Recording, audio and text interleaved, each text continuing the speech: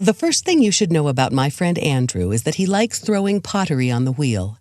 It was one of the first things I liked about him, way back when he was a hotshot student with an analytical mind and a bit of an attitude. Sometimes, Andrew and I would find ourselves spending lunch hours in the art room, bent over spinning wheels with our hands in clay, making stuff. In that creative space, we talked easily and started to learn to enjoy each other's company. That's also when I realized how funny he was, which is everything.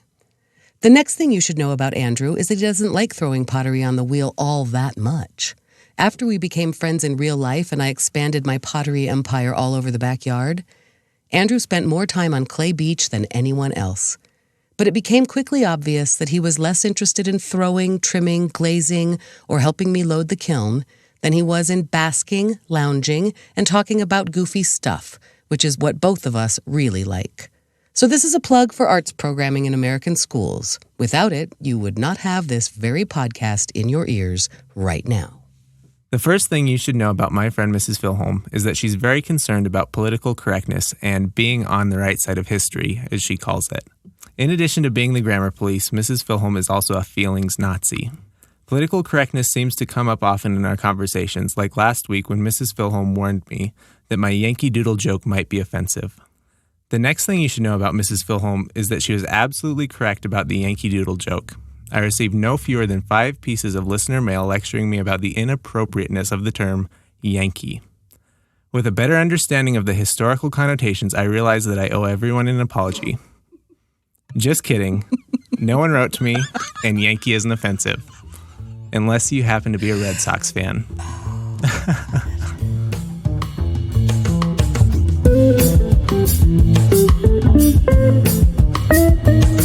Welcome to Half My Age, a weekly show in which a 25-year-old adult and a 50-year-old child help each other make sense of the world.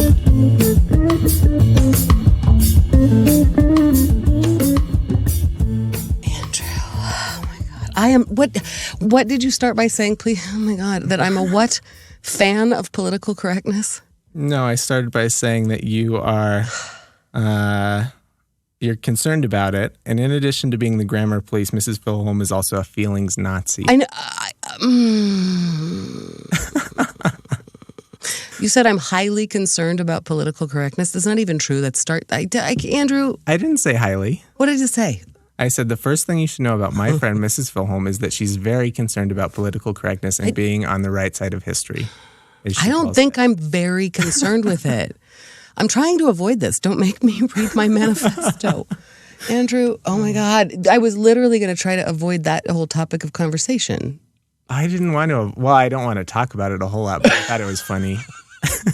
It's not that. Okay, I'm not kidding. I'm going to back up. We can put a pin in that. Oh, God.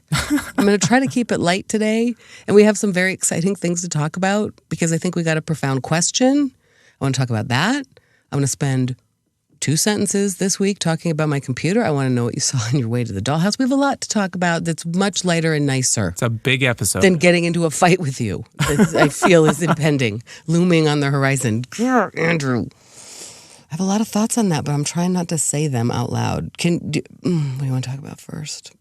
I want to ask you how you are. How are you, Mrs. Filholm? Other than angered. I mean, I'm pretty great. It's kind of crack brain day. Was it? Yeah, it's kind of a crack brain day. What's going on? A lot going on. I'm about to launch, by the time this airs, we can assume we'll have launched my website for my voiceover work, which has been long. I don't even know what the URL is right now because I'm confused about it. I just have to go and revive it and get some stuff there, and Jonah's helping me, as we've discussed, build a new demo and putting all that stuff there. So that's exciting, but I have that to do. We're working on a sponsorship package. I have that to do to get some sponsors for our podcast. We've got a lot of interest. I have Clay Beach up and running. I replaced the filter in my very own furnace, and I had to crawl through the crawl space with a headlamp. Okay, which of these do you want me to ask questions I don't know. That's what I'm saying. Crack. You hear what I said? Crack brain? Right. I don't know. You're giving away all of our excellent topics. Well, though, I don't know. I can't tell if those are topics or just that's where I am. My crack brain is the crack brain is strong with me today.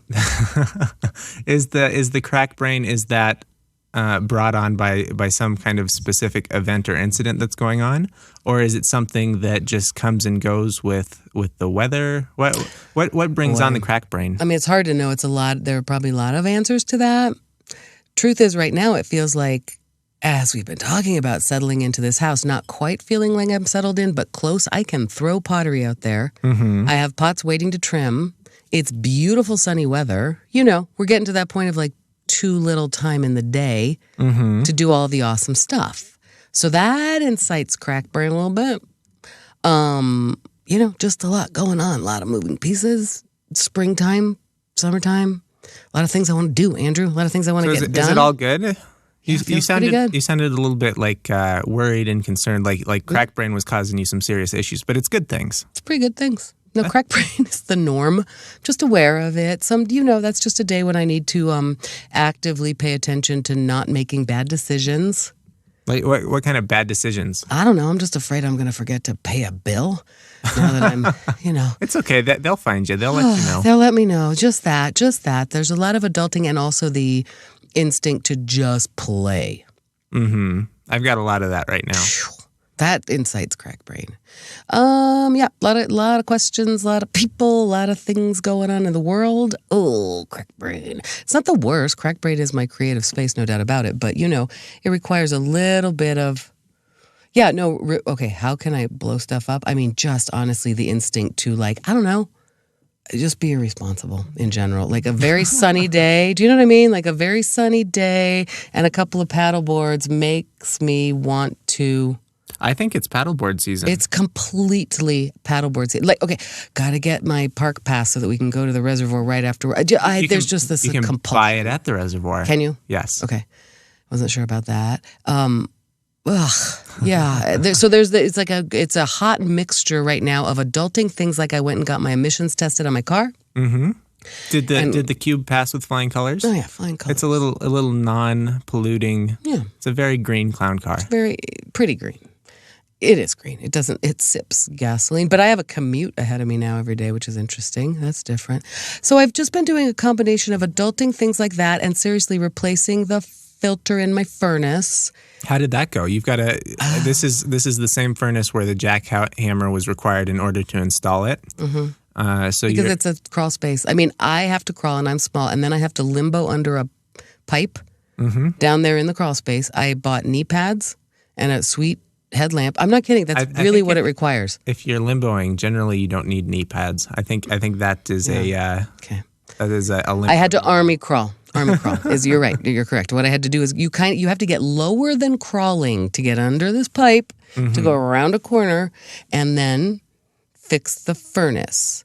So I announced my arrival to the dwellers of the crawl space because I am not convinced that things don't live down there. How do you announce yourself? I say, hello, anything down there? I'm coming in, and we're just going to agree to everything's good, right? I don't want to hurt you, and you don't want to hurt me. Do you give them like a couple moments to disperse, or? Yeah, yep. Do you just shout into Shine the light in, shine into the cave. Tal stood behind me and promised to protect me from anything truly terrible, but let me do it by myself because he knew that was important. And that was very, very nice of him. Did you get this video that I sent to you? It's so funny. I don't think we can play it through our ears. In the crawl space? Yes. It says follow-up video crawl space. Do you think if we play it, we can hear it in our ears? Because it's funny. I know we can't. Okay, so as I have successfully completed my mission, I haven't seen a critter. I think I was afraid of like a critter coming out and biting me in the face. Mm-hmm. I mean, that's what I would be afraid of too. Mm-hmm. Or maybe a small critter that...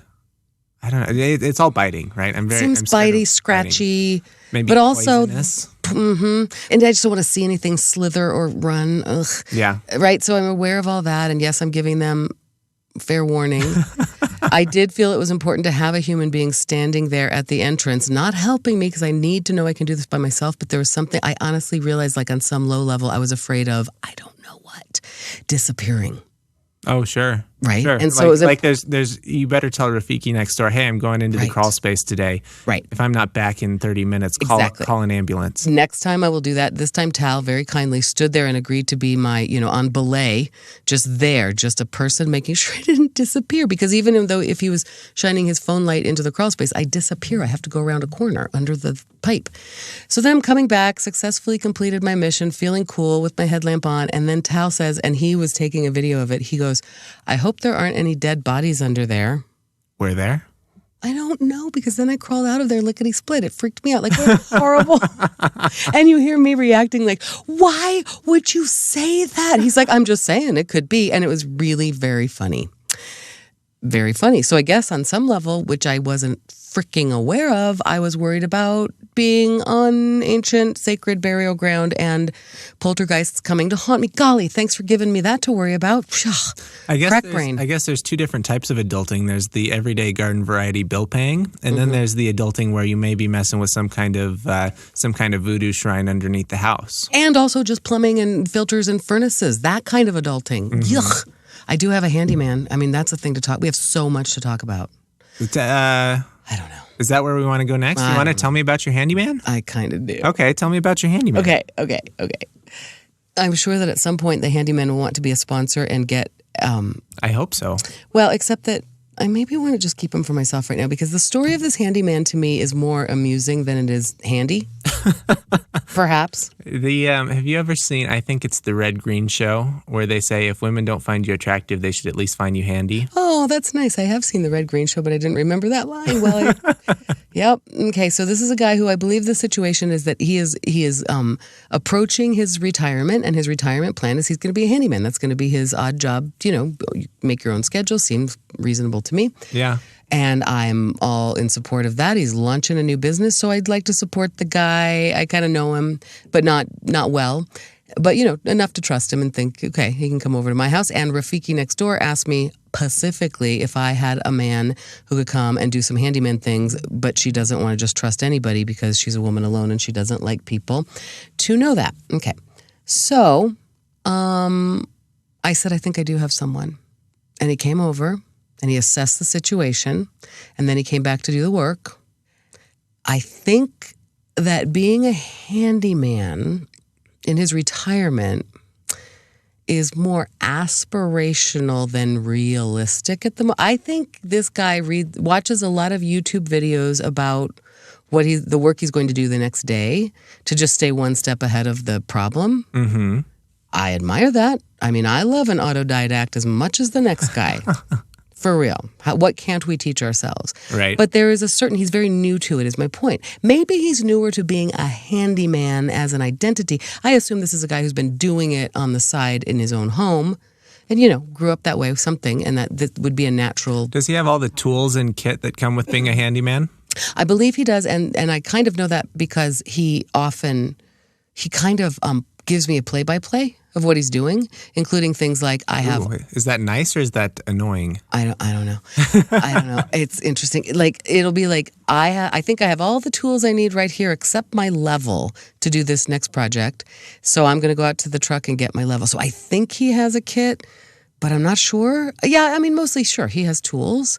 Does he seem fastidious? Does he seem like he will do a good job? Yes, but... there are little evidences that it might not be a great job the first time around. Oh, sure. It takes a little refinement. Nobody publishes the first draft, Mrs. Filholm. It's a little bit, but I don't want to give away too much there, but there's little evidences of that, like, there are, he seems, when I say something, for example, I would like to put a new wiring thing in. I got an electrical thing here. Electrical, that's right. Electrical thing that I want to split a thing and plug in something on this one wall in my bathroom. It seems very simple. The electrician who was actually here said, yeah, seems simple, but I haven't hired him back. I'm thinking that's a handyman job. And then I said, this could either be a GFI electrical outlet, or it could just be hardwired. What I want to do, Andrew, is put in a heated towel rack on that wall of the bathroom. Mm-hmm. European style. I mean, why not? Right? Are those electrical? I could have sworn the ones that I experienced in Europe were gas or oil. I thought they just pumped hot water through. I don't know. There are some of those as well. You can buy a facsimile that is electrical plug-in. It just seems cool to me. It seems, why don't we do that? And it's like attainable. You can get it. Seems great. I just need this power. So I said, I looked and there are some that are hardwired. And the handyman's response was, ooh, I've never done that before. And that seemed intriguing to him, possibly easier because you don't have to put in the box and all of this.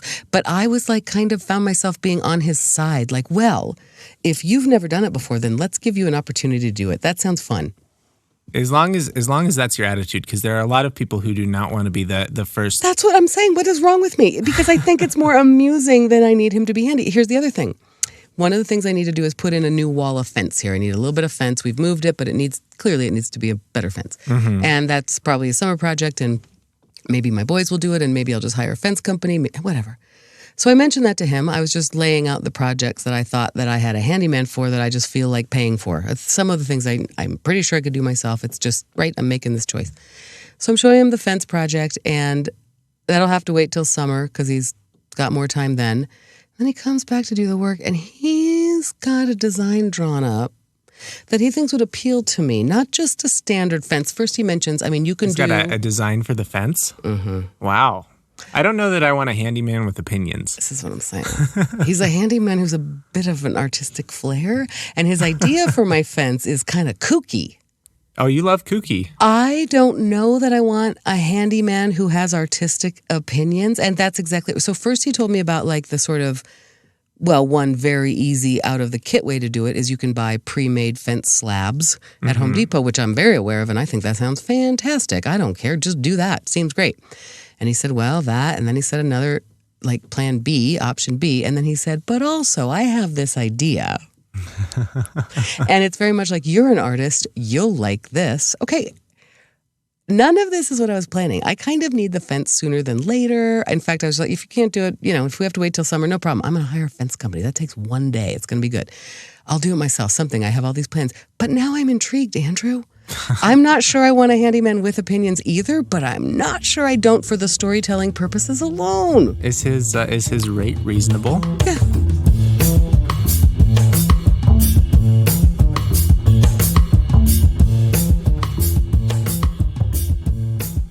I got to tell you, my grandfather is a landlord, and I grew up around these rental houses, and a good handyman is worth their weight in gold. They will come through in so many situations, but it doesn't sound like this guy is still relatively unproven.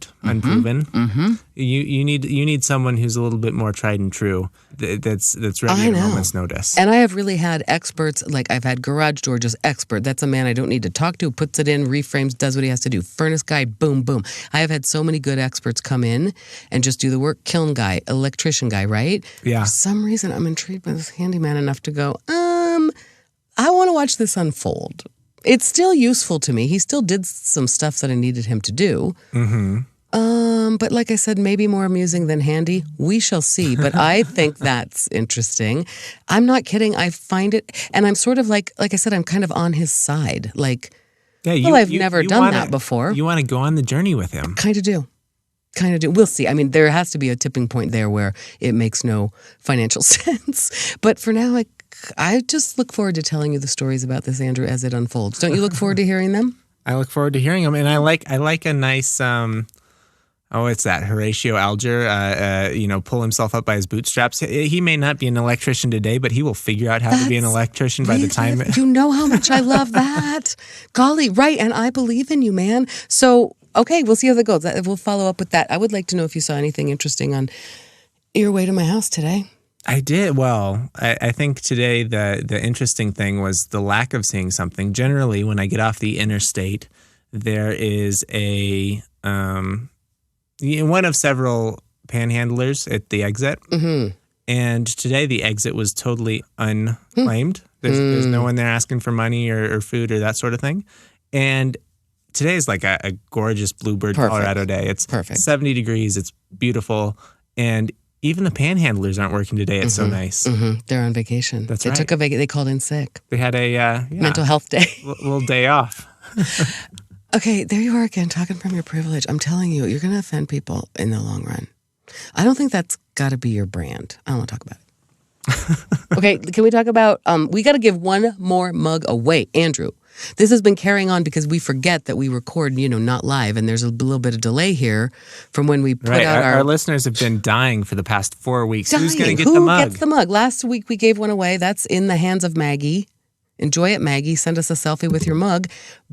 I think we have a profound question today amongst our listener mail. Do you want to read it? Yeah, I would be happy to read I've already declared this one the winner because it's so funny. This is from listener Sarah, and I'm actually prepared to discuss this question at length. Me too. And I gotta. It's profound. It encourages discussion. That's all we wanted, Sarah. We left it to you, dear listeners, to decide what we thought was profound. I'm gonna spoil it right now, but the question, maybe, do you think Andrew's cat is allergic to food, is freaking profound. Can you read the actual email? The email, this is from listener Sarah. It says, could Andrew's cat be allergic to something? ? Possibly some type of food. One of our dogs was allergic to many ingredients commonly found in dog food. He would scratch and lick until he had no fur. When he would eat his very special, very expensive dog food, he would keep his fur. Our vet told us that animals often show allergies in their skin. So, I have a lot to say about this. I bet you do. First of all, I had a similar experience with dogs growing up. We had a dog who was allergic to grass. Oh my God.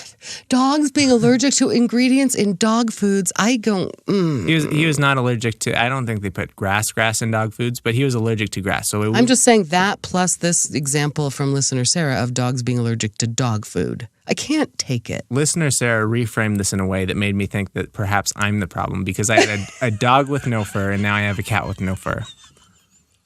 Well, I mean, Operation Cat with Fur, it's a universal problem. Turns out I love that listeners are calling in with advice on Operation Cat with Fur, don't you? I sure do. How is the whiskers? Is the apple cider vinegar killing it? He's doing okay. He's not looking as good as he was last week, but he's not looking as...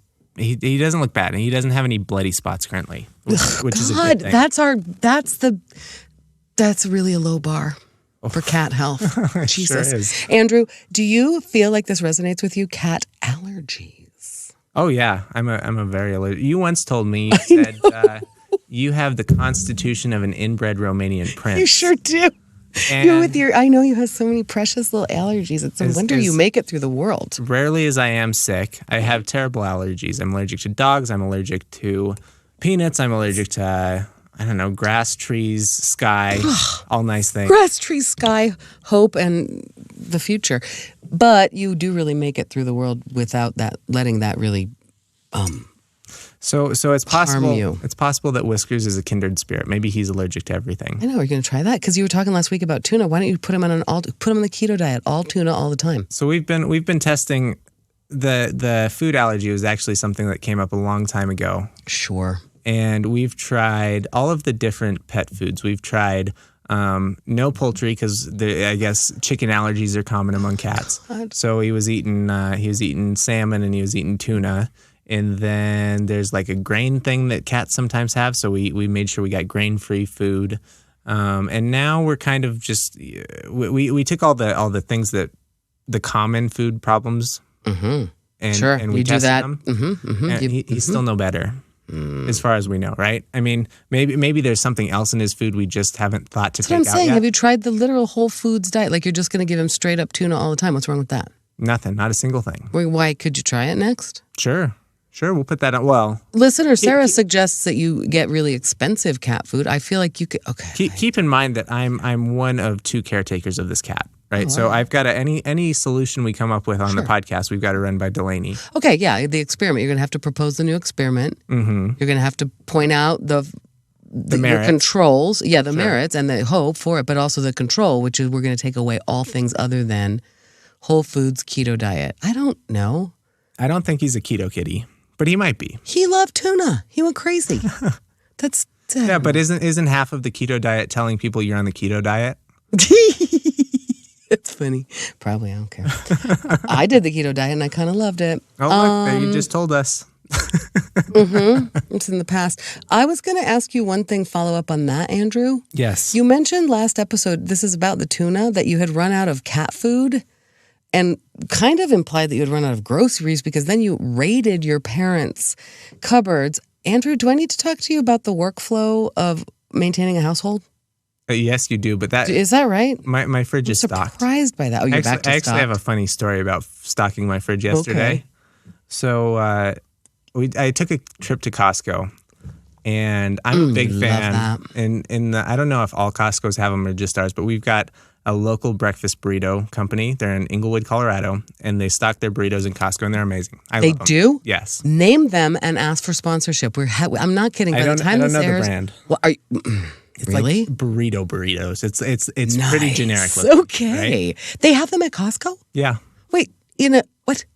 At their behind where you get your They're in the refrigerated pizza. section. Oh, to bring home and cook up. Correct. Okay, get the brand name because you're a big burrito fan and I could see a sponsorship opportunity. So that's Carry on. the story. I'm a big burrito fan. And so I like these breakfast burritos. They've got a little chorizo in them. Delaney's a vegetarian. Chorizo's no good for her. So No bueno. You know how Portuguese... Portuguese? Yeah, that was from my Hawaii upbringing right there. You know how Portuguese people in like Rhode Island, the East Coast say chorizo? They call it chorizo. Chorizo? Carry on. You like the breakfast burritos. I love the breakfast Chorizo. burritos. I love all burritos. So You do. This is the theme of the story. Costco also has a couple different varieties of other burritos. So there's a frozen bean and cheese burrito that just makes like a nice afternoon snack kind of thing. Sure. But Delaney, she's, I don't know, maybe a little bit jealous of my morning breakfast burrito privilege, and she was looking for a breakfast burrito of her own. Mm-hmm. So we got her the evil burritos. Evil love spelled backwards. Have you seen those in the frozen section? Anyways, so moral of the story, I've got my breakfast burritos. I've got her breakfast burritos. They have a nice vegetarian option. Yep. Okay. Just eggs and potatoes and green chili. Mm-hmm. And I got some of the lunchtime burritos. So I'm walking out of Costco with three meals a day burritos. three different kinds of burritos. You've really got an agenda. Clearly. And You have your meal plan. I sure do. Anyways, the cashier comments on it. Oh, He says, rude. looks like you got a lot of burritos here. Don't comment on my food. That's literally what I said. I said, good for you. I said no comment. Oh, it's funny. I have a burrito problem. Wow. Okay. There's a lot to unpack there. I don't like clerks who comment on my purchases. I trust that we're going to have a social contract. I don't know. I appreciate his. Good golly. If I was the like cashier in that situation, I would give people as much shit as they could handle. And that is hilarious. Looks like you got a lot of burritos. You do. I mean, that's amazing. You have your meal plan right there. You don't need anything other than that. I like that you said there, indicating that, see, this is my heart of hearts, is that I don't want to argue with you about your privilege because I know you have never so far disappointed me with your ability to actually be a good person. Mm-hmm. And I think you're kind of goading me and frickin' enjoying it. Absolutely. So I am trying to, but what you did right there is you went, I know you're being funny, and I just pointing out that it didn't skip by me. The privilege of going, I get all of the burrito options at the Costco because I eat meat, and Delaney can't have all those options. That's taking two steps back and considering somebody else's experience on the planet, Andrew, which I submit you probably do every single day, and your little attitude about Yankee Doodle is an asshole character you're playing, right? You're saying that I'm a good person because I bought vegetarian burritos for my vegetarian girlfriend? No, I'm saying that you're a good person because you step back and were able to say, aha, it's better to be me in this situation because I have all of the options, all of the burritos, and to recognize that this other person's experience is not the same. And then to recognize that it's nice that there are options at the Costco for this other human being about whom I care. All that stuff is well and good. My important takeaway was the cashier commented on my burritos. Which also fucking annoys me beyond. I'm really in that mode. Like, don't. Why do you care what burritos I get? I trust. That's a social contract. I trust that nobody's going to, like, comment on what I'm buying. Yeah. There should be something. I mean, that's the self-checkout at King Soopers is a savior. When you're buying some kind of medical something or other and you don't want to have to explain yourself. This is what I'm saying. Right. Or whatever. Okay, so Andrew, the long story long, Sarah sent in a very profound question worthy of some discussion. Is my cat allergic to food? Is your cat allergic to food? And also, I'm getting to the point, like, really, why do you run out of groceries and cat food? What is going on with you? Are you okay? I'm absolutely fine. That's how I operate. That seems unlikely for the two of you, plus the cat, to run out of cat food. Well, thank goodness we live in a rule of law society where the grocery store is open 7 days a week, 24 hours. But you didn't go there. You described yourself. That's self-reporting. You went to your parents' house and raided their 10-year-old tuna. It's totally weird. Unrelated. Well, you brought them up in the same story. But that's how comedy works, so good for you. Accuracy is less important when you're telling a good story. I'm going to only tell the interesting parts of the stories today. Today, I tell all parts of the stories. I'm gonna. I ate the you whole have to. Story buffalo. Good job. One bite at a time. Could you get that mug to listener Sarah? Congratulations, Sarah. I absolutely can. Boom. You got a mug. You got yourself a fine mug. And I hear that you have other follow-up which you have been saving for the show. You want to go there? Yeah, I do want to go there. Because people love it when we talk about the show on the show. You're concerned about my privilege today, and you didn't care for my the thing I saw in your neighborhood, which is not seeing homeless people, which is unusual. But this is also... I didn't care for it. I thought it was fine. Oh, okay. So great. We're still okay. But Everybody's this is there. They're on vacation. Yeah, privilege related. This is going to offend our homeless listeners. We're the number one privilege related podcast on the internet. We're the number one homeless offensive. Okay. Oh God, Andrew. Okay, go ahead. Wait, you have a story to tell about what? I have a story to tell. Some viewer mail from listener Jamie, and listener Jamie says. Something to the effect of Mrs. Filholm has this desire to build the nest. Oh, yeah. She also has a problem with zombies. But the zombies they're problematic. Perhaps they wouldn't be zombies if they had a safe place to go. Say perhaps a nest. So listener Jamie suggests that you try building kind of a prototype nest, leaving it out there for the zombies, so it's kind of a nest of their own where they can make it home and they can kind of feel like they don't need to be strung out all day and all night. And he thinks that we could bring about some good in this world if we just took it upon ourselves to build nests for the homeless. Wow. Yeah, what do you think? Well, it's not a question, but now I'm sorry we gave away the mug because that's profound. Yo. I mean, weird flex, but okay. So there's one problem. What? So listener Jamie, he's a very close listener, and he knows that there may be a problem with this whole thing, which is that your police officer friend told you from the very beginning, avoid the zombies at all costs. Don't befriend the zombies. Don't befriend the zombies. That's my number one directive. But perhaps you don't have to befriend them. Yeah, that's I'm seeing that. The nest does not need to be in my yard. No, it could be something. Oh, a remote nest. Yeah, there could be. There could be nests all over. I've talked to you. I don't know. Maybe you know something about this. There's a debate over a camping ban in Denver right now. Do you know anything about this? I heard a little bit about this, and it's being relaxed because the homeless shelters are actually overflowing, and they have to relax that ban because you need someplace to stay. They need nests. Bro, I mean, that's not. Yeah, okay. I mean, I like the way listener Jamie thinks. I like that's just bringing it all together. That's a big thinker.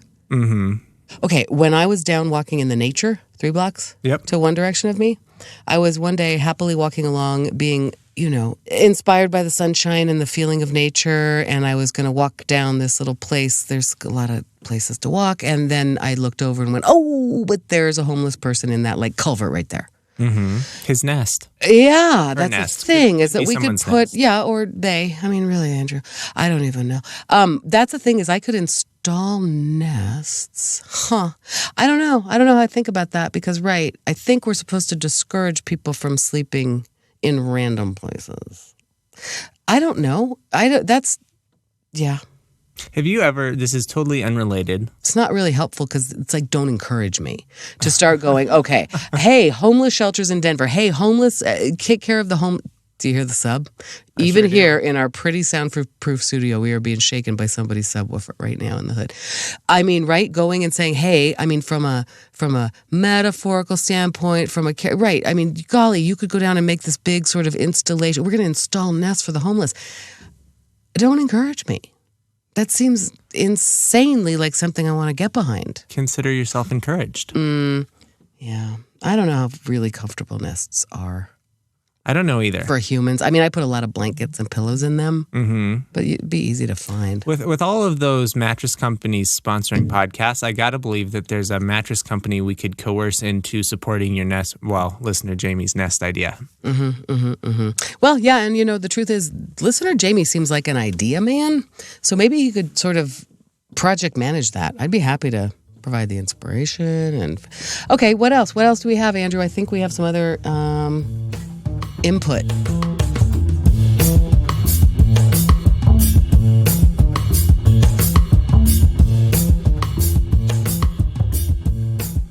I've got some follow-up for you. All right. You sent me a picture of a hand-drawn map. It kind of looks like, did you ever used to watch things on HGTV where they'd design someone's, the inside of a house or their landscaping outside? It looks like one of those. It looks like you've put a lot of thought into how things are spaced. Like you may have had some training as a draftsman, draft person. It's a very interesting looking thing with enough artistic flair that it's kind of, I don't know, it's kind of cool. It's like an architectural drawing of some grounds. The lettering is a jokey homage to drafting, like you said, drafting and laying out these kind of architectural plans. As you can see, it's not done with a ruler. Nope. Like a real draftsperson would do it. I don't know if I've ever seen you make a straight line. You're not really a straight line kind of artist. Don't even like it. It actually bums me out. That's why I have to hire a handyman who needs a level.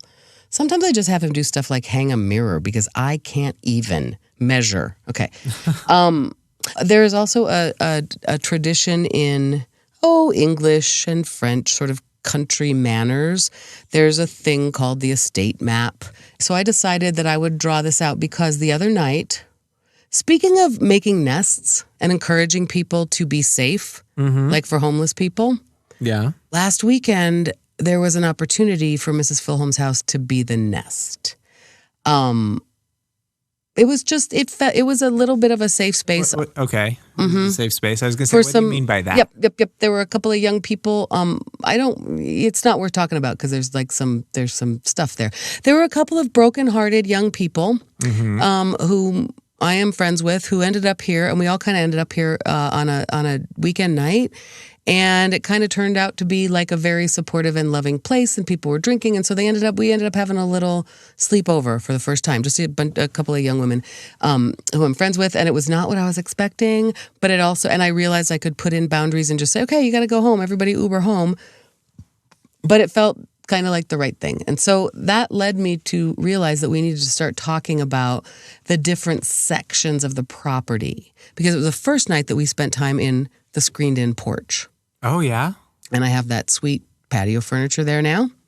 It's built in, and we had a meal out there. It's just what it was meant to be. But we realized we got to call it something. How do you tell somebody, here, take this bucket of ice out to the whatever? This is the dollhouse. Right. So I named the buildings on the grounds, and I named the spaces on the grounds, and I did it in the tradition of these sort of estate maps. I know, exactly. That's exactly what this is. It's the English garden. Yeah. And so, according to your map, if you told me, you wouldn't say the screened-in porch. Based on the map, you would say, please place this ice bucket in the west portico. That's the west portico. So, yep, we looked this up, and I kind of consulted with a couple of people, and it just became hilarious to me. So we'll post this in our show notes because it's funny, right? It is very funny. You've got things on here like the lanai and the meditation garden. And so the lanai, let me explain each thing. The lanai is the place where, as you can see, we have a couple of chairs and pillows, and it's just the basking area. If you just want to hang out on the sunbathing area, I have a couple of comfortable chairs for that. We have the victory garden, which is where the vegetables and fruit will be, because we have raspberries and strawberries, and I'm going to plant the tomatoes. It's a victory garden. The victory gardens are important in the war effort. You don't want to be stealing food out of the mouths of our soldiers. Right, and I've got chickens with fresh eggs across the street, and I shall be providing raspberries and tomatoes to those people. It's the effort in the community. The meditation garden is just, we're waiting. I'm kind of meditating on that because that's the flower garden that is planted, and every day in this springtime, something pops up and surprises me, and it's on the great lawn, which is, of course, hilarious because that's the only lawn in my backyard, and I don't really like it because it's sort of 1/3 weeds. So you mean like the moderately okay weed lawn? It's not a great lawn. It's a moderately okay weed patch. That's ironical. We do have, as you can see, the atelier, which is where we are sitting right now, half sound booth and half art studio. What does that word mean? Atelier. Like workshop. Okay. Like workshop. And And it's connected to the foundry. The foundry, which is of course where the kiln is. And then we've got the watercraft storage area because that's where the paddle boards are stored. And then one of the things, that was a Filholm suggestion, the break room where the beer fridge is in the garage. And that one makes me laugh hardest of all is it's a break room. Break from what? A break from the meditation garden in the lanai. Yep. There's Clay Beach. There's the fire pit, George's fire pit. Yep, we've got it all. We've got Rafiki's house. And you've got a moat. The most important part is your moat. Mm-hmm. That's the space. I really do have a weird space, right? There's no sidewalk on Shakedown Street in my block. There is a block to the south, but there's no sidewalk. But there is this strip of grass to the street side of my janky chain link fence, which actually does give a modicum of just security. Like if you're running away or if you're a zombie, you might not go through the effort of opening my little gate and coming onto my porch. So I feel like that's the moat. It's just this kind of no man's land of grass. Oh my God, Andrew, Rafiki mowed my front grass.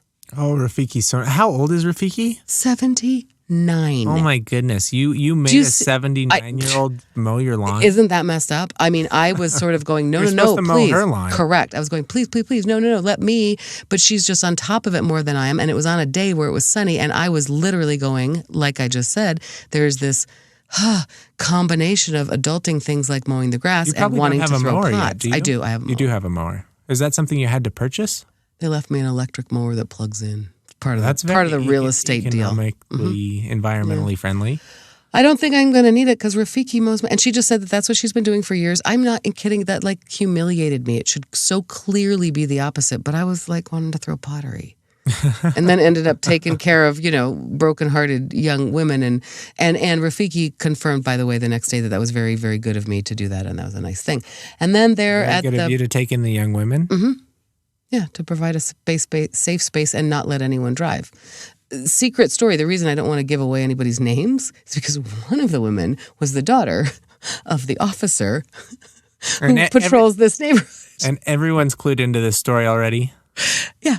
Okay. And he doesn't know. I mean, so she's saying he knows his daughter's heartbroken and it's a hard day. And he's saying, honey, just come home. We'll take care of you. And she says, it's okay. I'm good. I'm at Mrs. Filholm's place. And he says, that probably gave him a coronary. Lock the doors and get a shotgun. That's not a safe space. It's so crazy.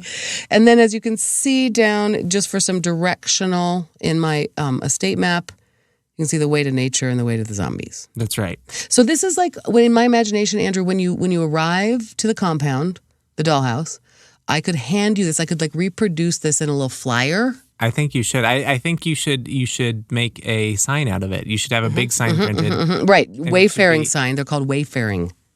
Directional. Help you find your way through a building. Mm-hmm. And then also little maps for tourists who come. So they can find their way. I agree. I think that would be super handy. And I'm glad that this is going to be included in our show art. What do you think about that armory there? That's my shed. I'm terrified of the armory. Yeah. It's where my weapons are. It's probably where your plug-in lawnmower is. It is. Scary. And also my shovels. And hey, bro, my shovels and my rakes, my understanding, very limited understanding, is that that's literally what you use to weapons against zombies. Shovels and rakes? Probably whatever's at hand. Yeah. So that seems like it tracks. That is my armory because that's the weapons I have. And if I have guns, maybe they're there. That's the armory. Too, huh? And you never are going to know. Maybe a sword or two. You. That's what I suggested is that I probably should get some swords. Anyway, so that's the estate map, which we can talk about. I think it's great. Well, you've really got to see it. So I think it's going to be, you've given a great service to all of our listeners so that now they can visualize. That's right.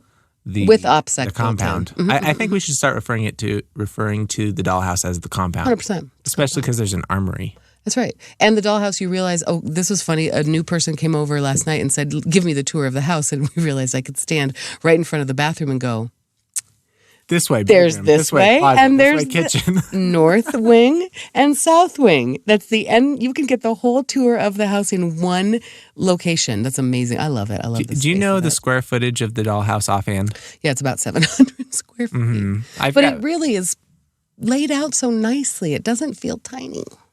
I mean, it does, but it feels great. Well, not for one person. I think if you added one more person to that equation, for real, it would be way too small. For real. But it's perfect. Maybe you add some homeless nests in the front yard, and then it might feel a little cramped, but who knows?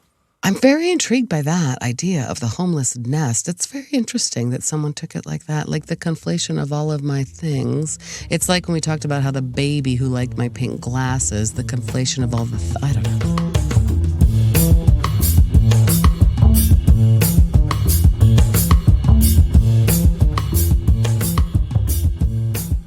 Andrew? Yes, Mrs. Filholm. I don't want to have this conversation. Which one? About checking your privilege. What about my privilege? About, it's okay that you like the Green Book. Of course it is. It's a good movie. Have you done your homework and watched Do the Right Thing? No, I haven't watched Do the Right Thing. I did watch, I listened to the podcast you asked me to listen to. Oh, which was what? What did I send you? You sent me a link to the most recent episode of the Omnibus. Oh. At this point, it's the second most recent. And it was about in 1993, 96, early, somewhere in the 90s, Ted Danson, who was dating Whoopi Goldberg, got up on stage at the Whoopi Goldberg Comedy Central roast or some other roast. It was at the Friars Club. Right. Maybe That's right. Okay, so it was an episode of the Omnibus, which is one of our inspirational people, John Roderick, with Jeopardy champion Ken Jennings, Seattle darling, native son. What's the word I'm looking for? Like pride and joy. I don't know. And they just, they do a funny sort of, I find it fascinating, episodes about a bunch of like obscure, what do they call it? Obscure references. They call it cultural esoterica. History. Esoterica. And so these two people, they've... The premise of this podcast is the world is surely going to be destroyed through some fault of our own. And they're making a little time capsule of all the weird stuff that happened. Right.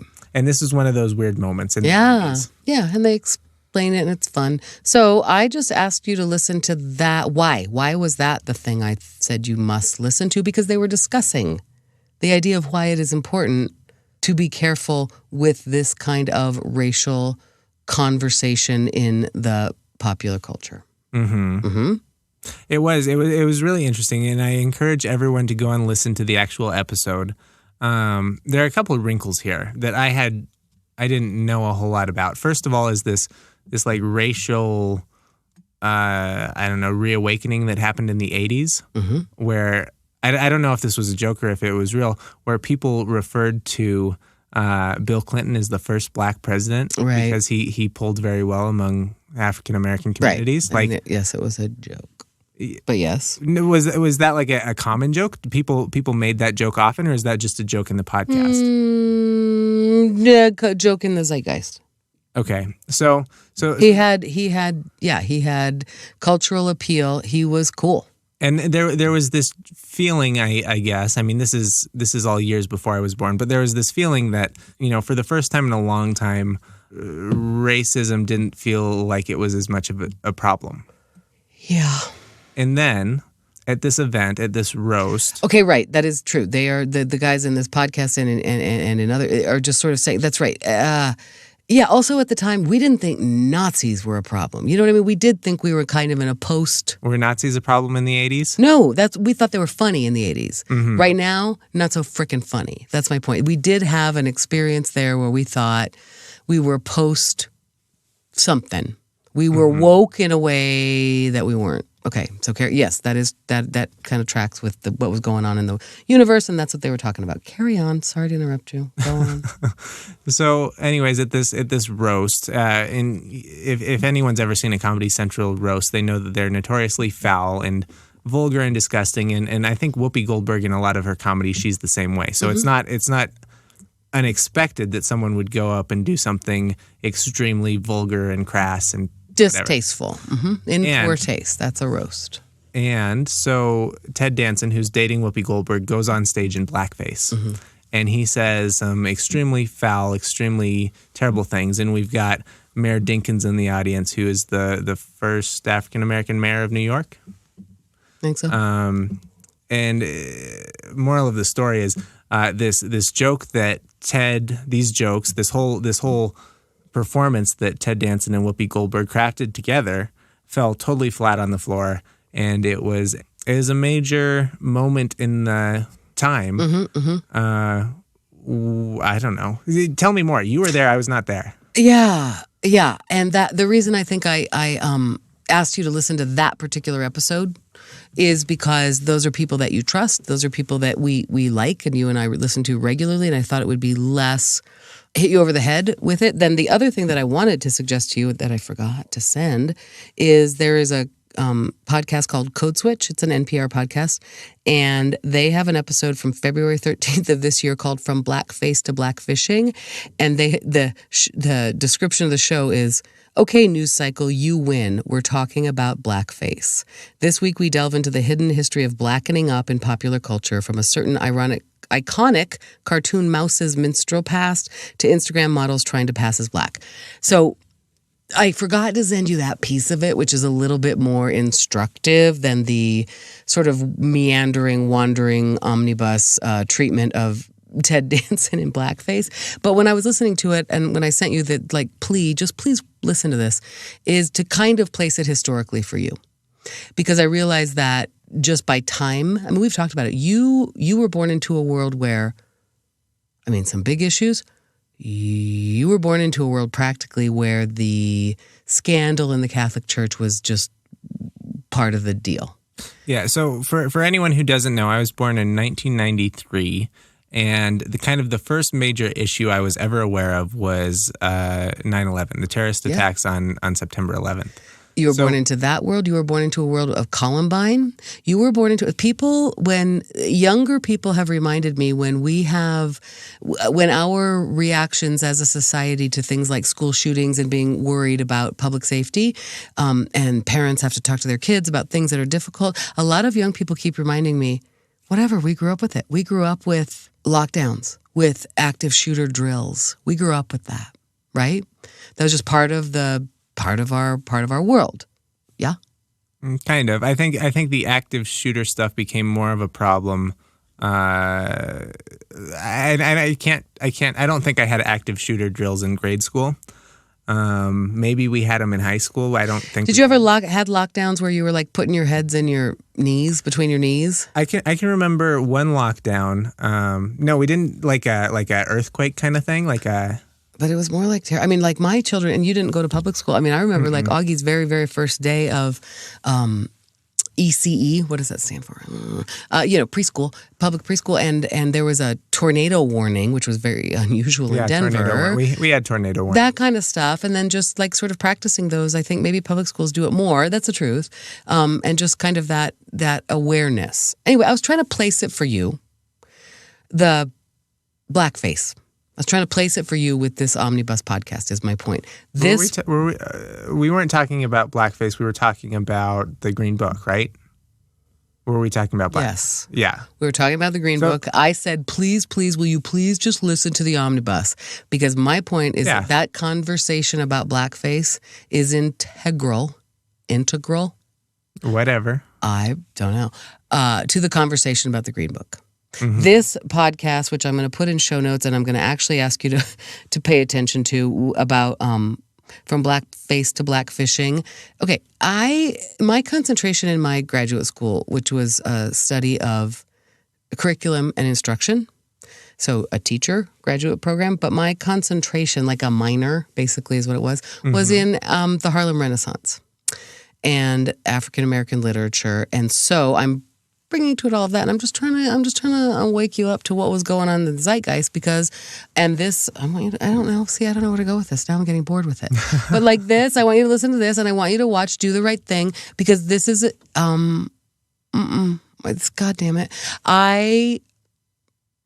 It's okay to like Green Book the movie, of course it is, but I honestly think that you lack a certain amount of context for why that movie and others like it, and the message of that movie is... What's the message of the movie? Dangerous. That that the white hero, that we are absolved of any of our...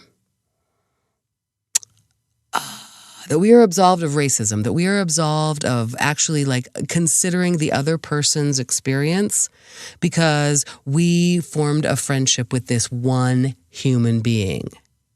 It's a white man's burden movie. That movie, the hero of the movie is the white guy who is so cartoonishly racist to begin with that we can separate ourselves and go, well, I'm not that guy. I never said those words.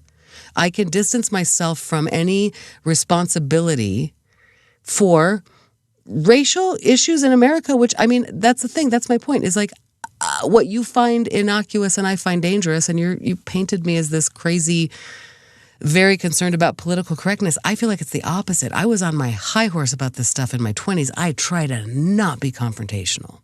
I try to understand everybody's experience. I don't want to be that person. And I think you're playing a character when you're talking to me, but like to step back 2 steps from like anything and go, how come I get to have that opinion about something, whereas the person next to me, just because of color or gender or experience or background, might be having a different experience? That doesn't come from guilt, which you've accused me of before. It actually comes from being a freaking good person, and what do you care about? And that's why I didn't want to have this conversation, because I've been working it over in my mind all week and going, Andrew's a good man. I know he doesn't, he's goading me. He's also, it's funny. Some of it is not funny. And the truth is, Andrew, in this day and age, Me Too movement and racial stuff, we do have to lose our sense of humor about it a little bit. And that's a bummer. But like it actually gets to the point where we have to step back and go, what, just because it's funny, it doesn't mean it's valuable. Sometimes it spreads hatred, and we gotta check ourselves, or at least acknowledge that I am coming from this place. I can say that horrible joke, but I have to acknowledge that I have the right to say that horrible joke just because of the color of my skin.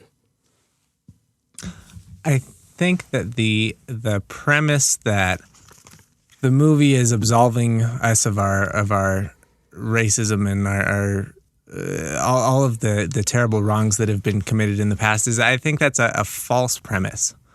I don't think the movie is about that. I think the movie, I mean, on the face of it, it's about 2 people's friendship, and it's a seemingly true story, probably dolled up for Hollywood.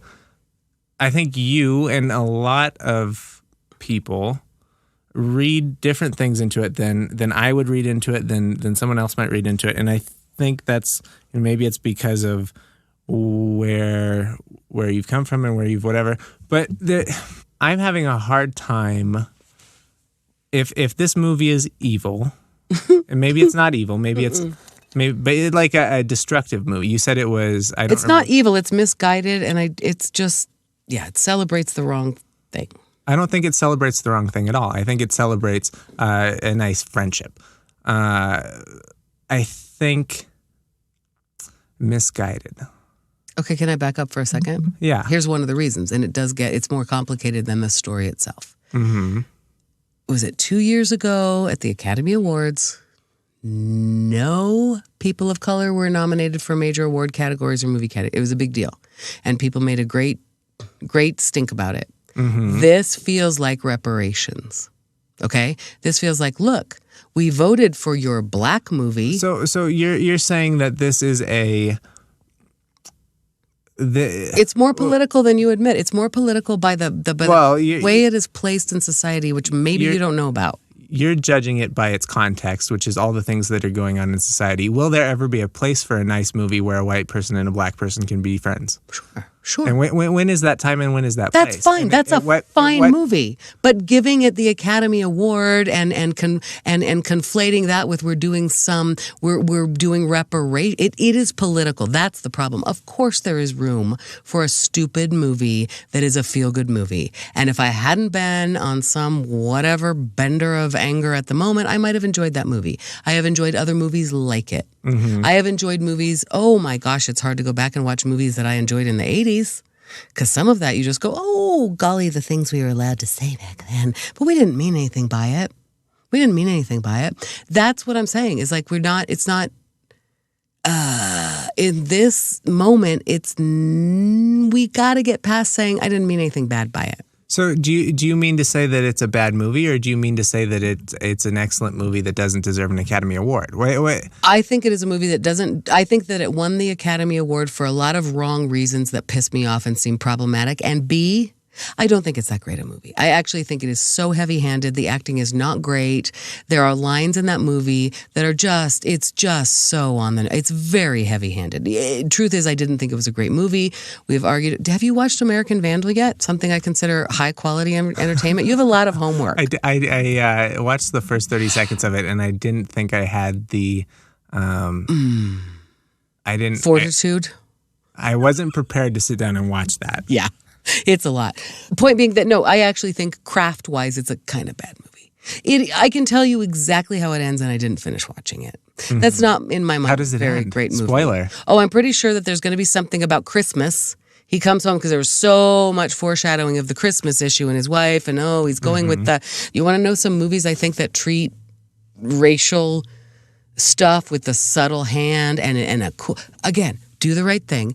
The Dave Chappelle Show, which I used to teach as part of African American literature. Key and Peele do it very well. Lots and lots of people treat this very well.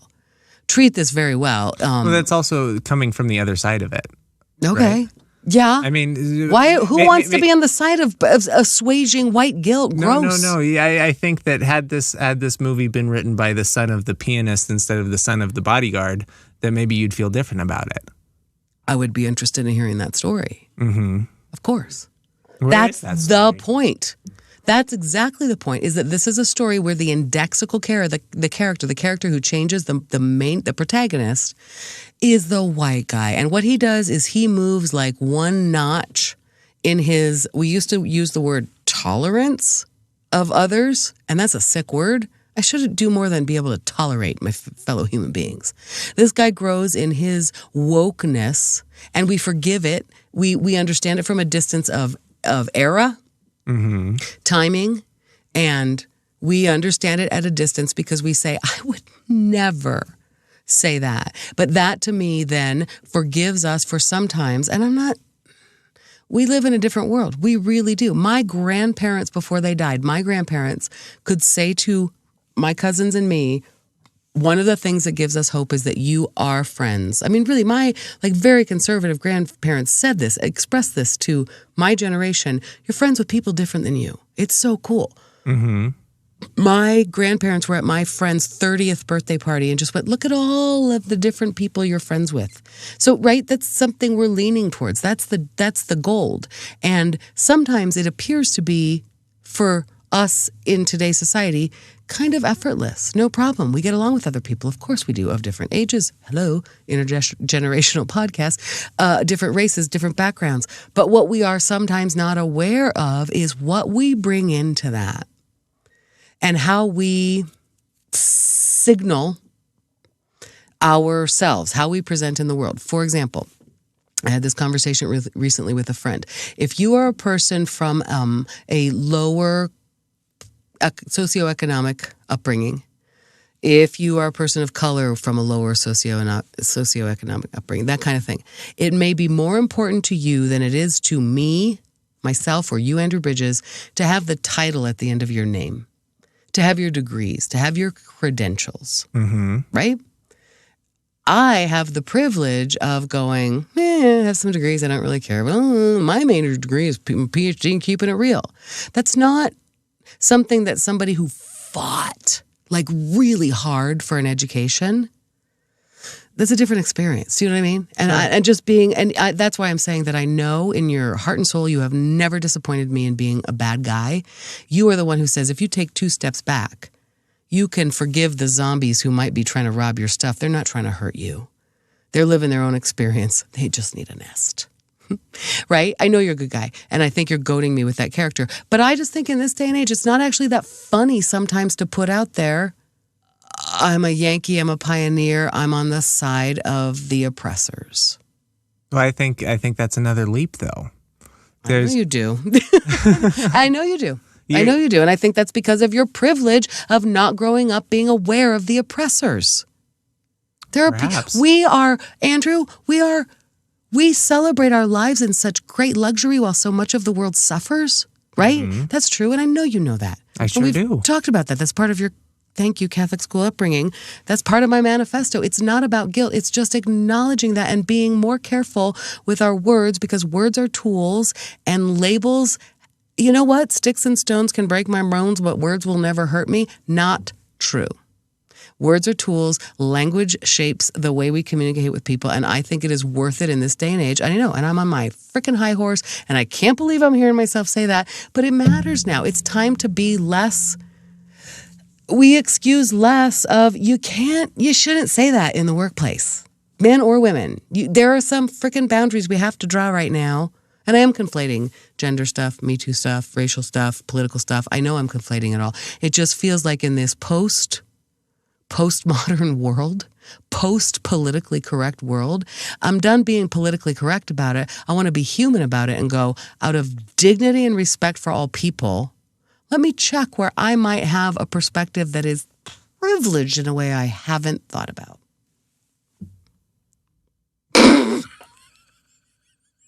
Mrs. Filholm. What? No, you have to answer that.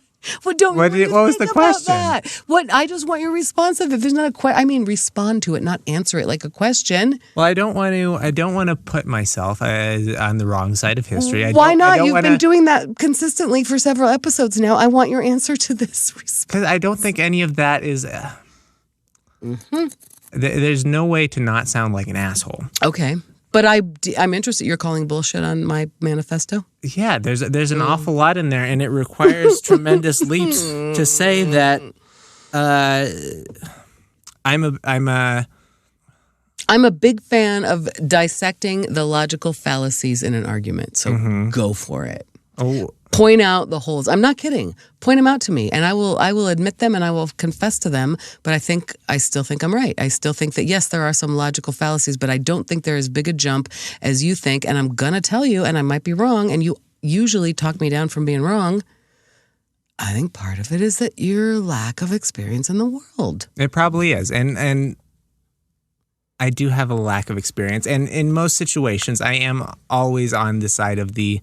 I'm generally the more privileged one in any conversation I have, right? But you're also on the side of good and right. I went to private schools. I'm white. I was born in America. Like there's you so a much, man, there's as far as so I much can tell, going on in my favor. You have pretty eyelashes. Right. Literally everything is perfect. Okay. And you can tell me that we're destroying the world by appreciating movies like The Green Book, that it's doing more harm than it is Oh my good. God, that's the freaking logical fallacy jump. I never said that. You really are slandering me in my reaction. I'm not slandering anyone. Totally are. And I agree with you. Words matter. Like there are nuggets of truth in here that are absolutely true. Right? But there's also, I also wholeheartedly agree that ideas cannot hurt us, right? Yes. The First Amendment argument in all of this always resounds well with me in that I am strong enough to hear what the other side has to say. Maybe it's a Nazi, maybe it's a whatever, and differentiate myself from their speech in a way that makes things okay to me and whatever. Words cannot hurt me. That's something I firmly believe in. I do too, but just to support that, agreed. I mean, absolutely, I believe in the right to free speech. Yes. Yes, and if you want to get up on stage in 1993, 96, whenever Ted Danson did it, and go up in blackface, I support your right to do that. You're insane. Yep. You're going to get a lot of flack for it, and he did. Yeah. Right? I mean, these things sort themselves out kind of naturally. But and by the way, then there's the interlopers, and I think. This is super common in the university setting where I went to school, and I'm getting a lot of it from. It's kind of funny in DU. This was all around me, and now that I've moved away from the university, it's less so. But there's always the people who benefit from the same privileges that I did, who tell me I'm a bad person because I'm not acknowledging my privilege. I know that my life is perfect. Like. True, you have acknowledged your privilege on this show many times. You have done. But that's why I can be friends with you. I don't understand why I need to be concerned about my privilege when I make Yankee Doodle joke when I... Okay. But there's so many opportunities for someone to be angry about something, right? There's always, whether it's a movie, whether it's what a celebrity did, whether it's whatever. There's a million points in your day where you can say what that person did was terrible because it's bad for people who are. There's a lot of. And watch your trigger response. Do you know what I mean? Could we be a little more chill? It feels like a slippery slope to me. It does feel like a slippery slope. If I'm bad for having this, for being, you didn't say this. If I'm doing a disservice to those less privileged than me by not checking my privilege every second of the day, there's something about that that's made to make me feel like a bad person, right? Yep. But what in the world can I possibly do about it except go on living my life and making jokes about Yankees? Correct. Right? So I'm not kidding. One thing that's very, very important for me to acknowledge here is that the real reason that I'm goading you about this and poking at it, and I think it's clear when we listen to our last recording about the Yankee Doodle joke, all I am actually saying is, okay, I'm not kidding. I'm trying to workshop a joke with you that I don't think is very funny because it's a dad joke, but okay, the dad joke is enjoying a moment.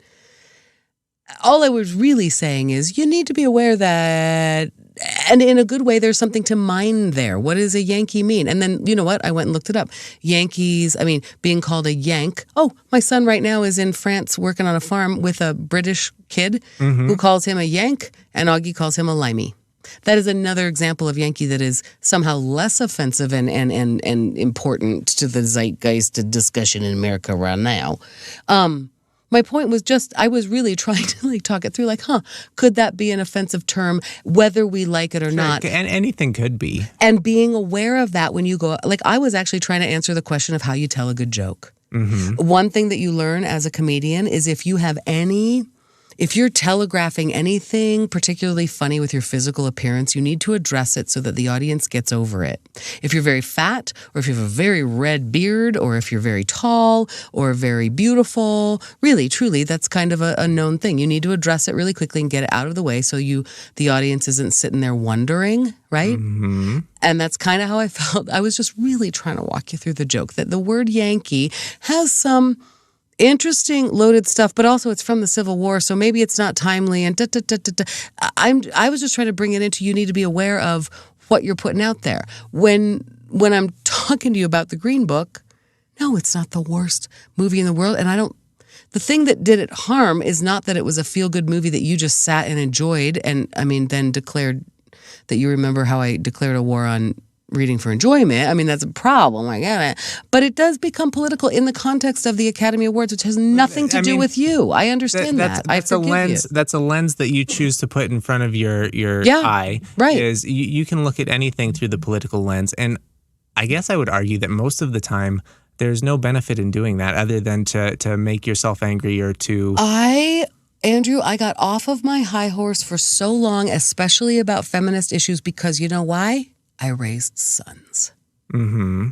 And you can look at anything as a feminist issue. Oh, he only wants more whatever because he's always had more whatever because he's a man. And that's my point. You can take anything. I spent 20 years raising boys and going, no, it is so important to see it from both points of view. It is so important to get off my high horse and consider the experience of the man.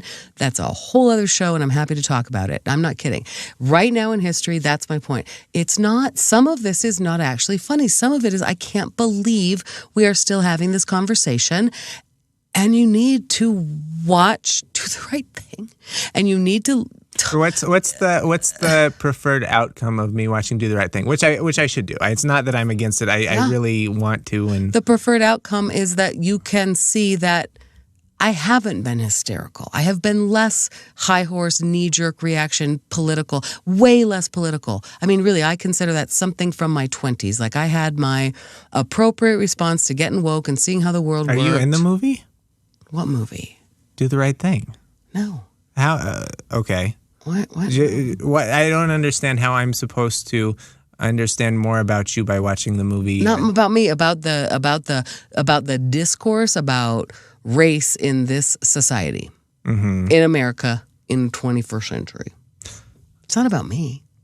So, I mean, I know there's I'm a saying problem. I got off that high horse and just kind of tried to sort of live and let live for a long time. And then the Me Too shit happened. And now we're getting stuff like the Green Book winning the Academy Award, which feels like reparations for a lot of other, like, really people not having full agency or representation, which is very complicated because there's a whole, it's just complicated.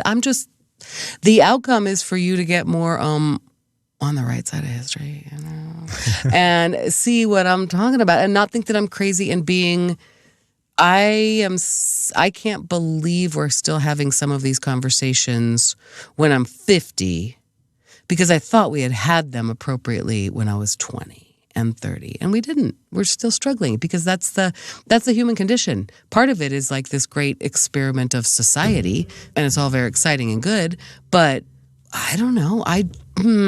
No, I think that ultimately, I think you're goading me. Does it harm people in the world that you liked the Green Book and thought it was a feel-good movie? No. But the character that you're portraying on this podcast, I worry about it. I don't want people to think you're an asshole. That's ultimately what keeps me awake at night and feel like I have to follow up with my manifesto is, Andrew, be careful what you're putting out there because I know you're wonderful and people are going to... That's really what it's about. I'm just worried about your personal brand. And your soul. Well, I guess I'm worried about my soul now, too. No, but I always say you've never, ever disappointed me, and that's the truth. I think you actually are a decent man, and you do see this, and I think you're playing devil's advocate for a right reason. Here's the outcome. You asked me what's the outcome. What's the takeaway? I would like you to be able to understand this in a little bit more context.